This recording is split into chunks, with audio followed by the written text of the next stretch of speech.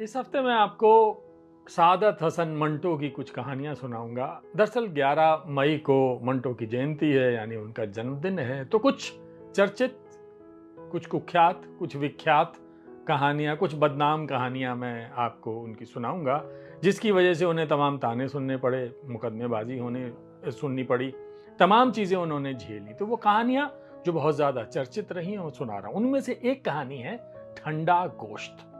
अब सुनिए ठंडा गोश्त। ईशर सिंह जूं ही होटल के कमरे में दाखिल हुआ, कुलवंत कौर पलंग पर से उठी, अपनी तेज तेज आंखों से उसकी तरफ घूर के देखा और दरवाजे की चटखनी बंद कर दी। रात के 12 बज चुके थे।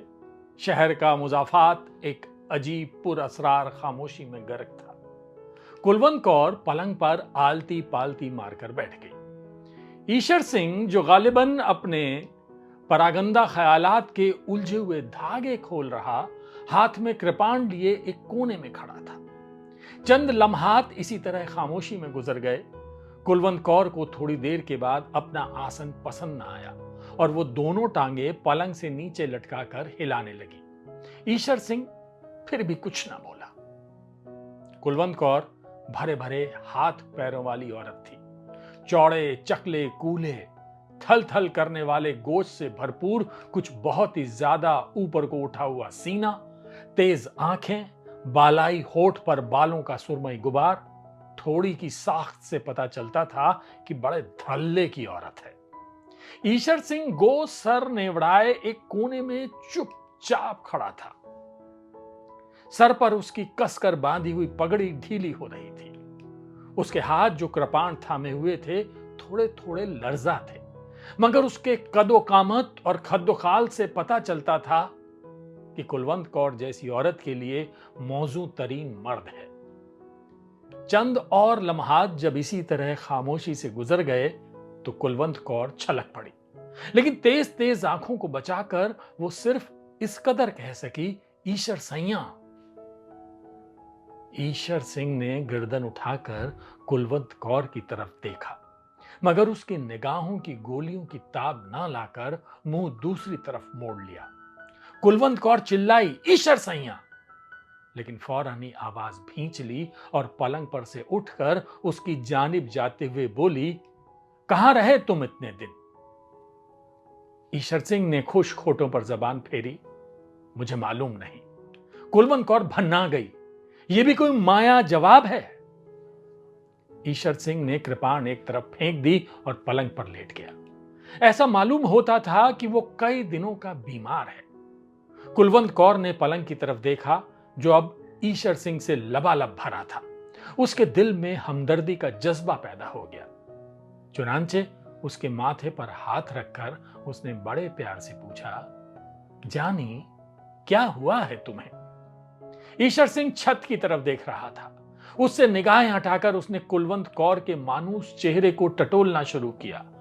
कुलवंत, आवाज में दर्द था। कुलवंत कौर सारी की सारी सिमट कर अपने बालाई होठ में आ गई। हां जानी, कहकर वो उसको दांतों से काटने लगी। ईशर सिंह ने पगड़ी उतार दी। कुलवंत कौर की तरफ सहारा लेने वाली निगाहों से देखा, उसके गोश्त भरे कूल्हे पर जोर से धप्पा मारा और सर को झटका देकर अपने आप से कहा, ये कुड़ी का दिमाग ही खराब है। झटका देने से उसके केश खुल गए। कुलवंत कौर उंगलियों से उनमें कंघी करने लगी। ऐसा करते हुए उसने बड़े प्यार से पूछा, ईशर सैया, कहां रहे तुम इतने दिन? बुढ़े की मां के घर। ईशर सिंह ने कुलवंत कौर को घूर के देखा और दफ्फतन दोनों हाथों से उसके उभरे हुए सीने को मसलने लगा। कसम वाहगुरु की बड़ी जानदार औरत है। कुलवंत कौर ने एक अदा के साथ ईशर सिंह के हाथ एक तरफ झटक दिए और पूछा, तुम्हें मेरी कसम बताओ, कहां रहे? शहर गए थे? ईशर सिंह ने एक ही लपेट में अपने बालों का जूड़ा बनाते हुए जवाब दिया, नहीं। कुलवंत कौर चिढ़ गई, नहीं, तुम जरूर शहर गए थे और तुमने बहुत सा रुपया लूटा है जो मुझसे छुपा रहे हो। वो अपने बाप का तुखुम ना हो जो तुमसे झूठ बोले। कुलवंत कौर थोड़ी देर के लिए खामोश हो गई, लेकिन फौरन ही भड़क उठी। लेकिन मेरी समझ में नहीं आता, उस रात तुम्हें क्या हुआ? अच्छे भले मेरे साथ लेटे थे, मुझे तुमने वो तमाम गहने पहना रखे थे जो तुम शहर से लूट कर लाए थे, मेरी भप्पियां ले रहे थे, पर जाने एकदम तुम्हें क्या हुआ, उठे और कपड़े पहनकर बाहर निकल गए। ईशर सिंह का रंग जर्द हो गया। कुलवंत कौर ने यह तब्दीली देखते ही कहा, देखा कैसे रंग नीला पड़ गया। ईशर सैया, कसम वाह गुरु की, जरूर कुछ दाल में काला है। तेरी जान की कसम, कुछ भी नहीं। ईशर सिंह की आवाज बेजान थी। कुलवंत कौर का शुभा और ज्यादा मजबूत हो गया। बालाई होठ भींचकर उसने एक एक लफ्ज पर जोर देते हुए कहा, ईशर सैया, क्या बात है, तुम वो नहीं हो जो आज से 8 रोज पहले थे। ईशर सिंह एकदम उठ बैठा, जैसे किसी ने उस पर हमला किया था। कुलवंत कौर को अपने तनोमंद बाजुओं में समेटकर उसने पूरी कुव्वत के साथ उसे भंभोड़ना शुरू कर दिया। जानी मैं वही हूं, घट घट पा जफियां तेरे निकले हड्डा दी गर्मी। कुलवंत कौर ने मुजामत ना की, लेकिन वो शिकायत करती रही, तुम्हें उस रात हो क्या गया था? बुरे की मां का वो हो गया था। बताओगे नहीं? कोई बात हो तो बताऊं, मुझे अपने हाथों से जलाओ अगर झूठ बोलो। ईशर सिंह ने अपने बाजू उसकी गर्दन में डाल दिए और होठ उसके होठों में गाड़ दिए। मूंछों के बाल कुलवंत कौर के नथनों में घुसे तो उसे छींक आ गई।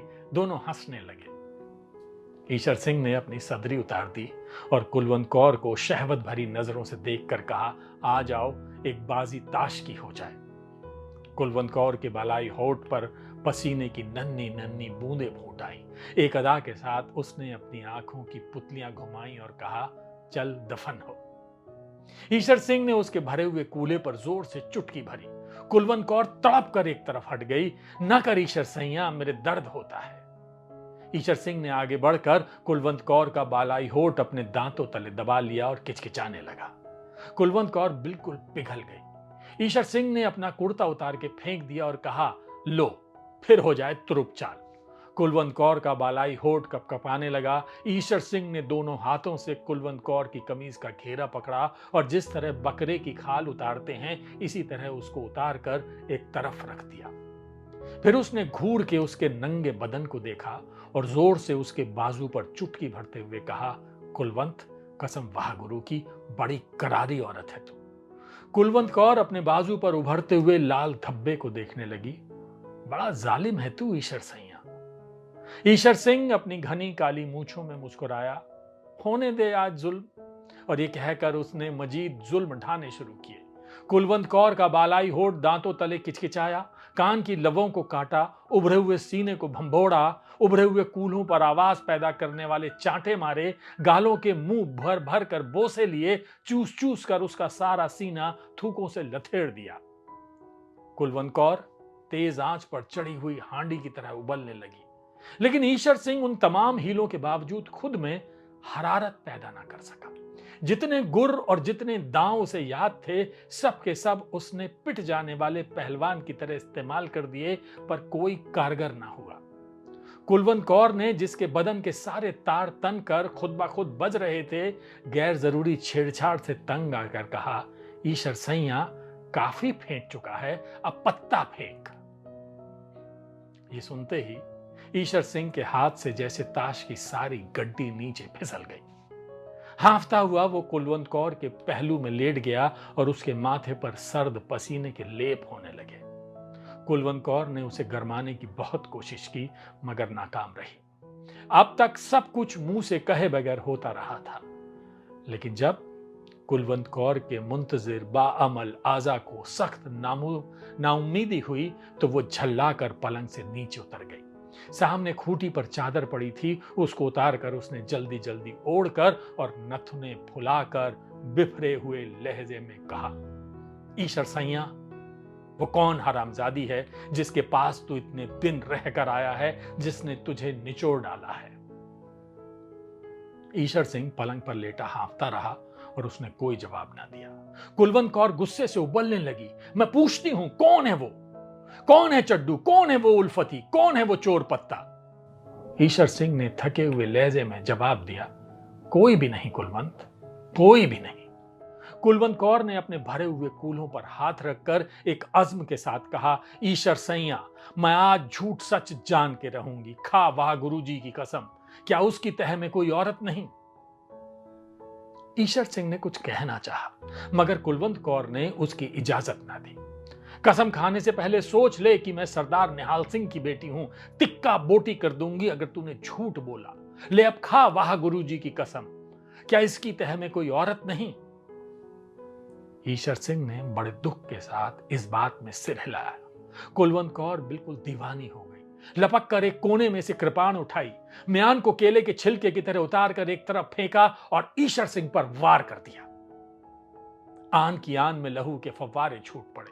कुलवंत कौर की इससे भी तसल्ली ना हुई तो उसने वहशी बिल्लियों की तरह ईशर सिंह के केस नोचने शुरू कर दिए। साथ ही साथ वो अपनी नामालूम सौत को मोटी मोटी गालियां देती रही।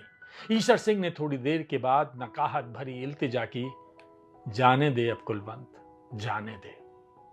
आवाज में बला का दर्द था।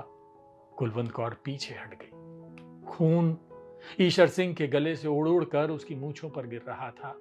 उसने अपने लर्जा होठ खोले और कुलवंत कौर की तरफ शुक्रिया और गिले की मिली जुली निगाह से देखना। मेरी जान, तुमने बहुत जल्दी की, लेकिन जो हुआ ठीक है। कुलवंत कौर का हसद फिर भड़का, मगर वो कौन है तुम्हारी मां? लहू ईशर सिंह की जबान तक पहुंच गया।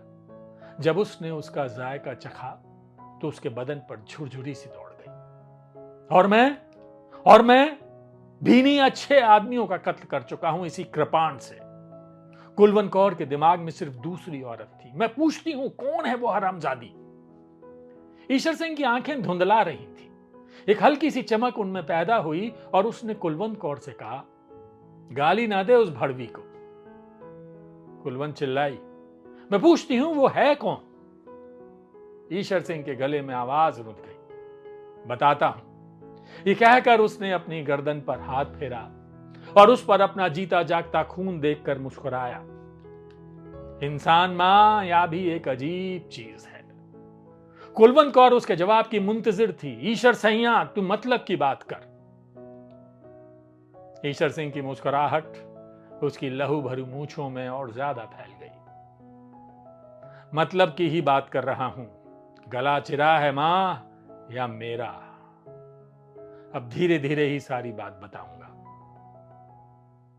और जब वो बात बताने लगा तो उसके माथे पर ठंडे पसीने के लेप होने लगे।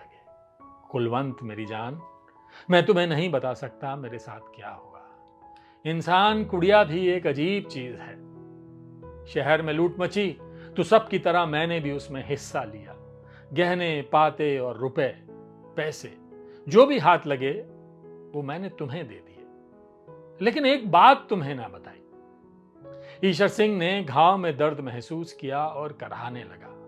कुलवंत कौर ने उसकी तरफ तवज्जो ना दी और बड़ी बेरहमी से पूछा, कौन सी बात? ईशर सिंह ने मूंछों पर जमते हुए लहू को फूंक के जरिए उड़ाते हुए कहा, जिस मकान पर मैंने धावा बोला था उसमें सात आदमी थे। 6 मैंने कत्ल कर दिए इसी कृपाण से जिससे तूने मुझे छोड़ उसे। सुन, एक लड़की थी बहुत सुंदर, उसको उठा मैं अपने साथ ले आया। कुलवंत कौर खामोश सुनती रही। ईशर सिंह ने एक बार फिर फूंक मार के मूंछों पर से लहू उड़ाया। कुलवंत जानी, मैं तुमसे क्या कहूं, कितनी सुंदर थी, मैं उसे भी मार डालता, पर मैंने कहा नहीं। ईशर सैया, कुलवंत कौर के तो हर रोज मजे लेता है, ये मेवा भी चख देख। कुलवंत कौर ने सिर्फ इस कदर कहा, और मैं उसे कंधे पर डालकर चल दिया। रास्ते में क्या कह रहा था मैं? हां, रास्ते में नहर की पटरी के पास थोहड़ की झाड़ियों तले मैंने उसे लिटा दिया। पहले सोचा कि फेंटूं, लेकिन फिर ख्याल आया कि नहीं। ये कहते कहते ईशर सिंह की जबान सूख गई। कुलवंत कौर ने थूक निकलकर अपना हलक तर किया और पूछा, फिर क्या हुआ? ईशर सिंह ने हलक से बमुश्किल ये अल्फाज निकले। ईशर सिंह के हलक से बमुश्किल ये अल्फाज निकले, मैंने पत्ता फेंका, लेकिन लेकिन उसकी आवाज डूब गई।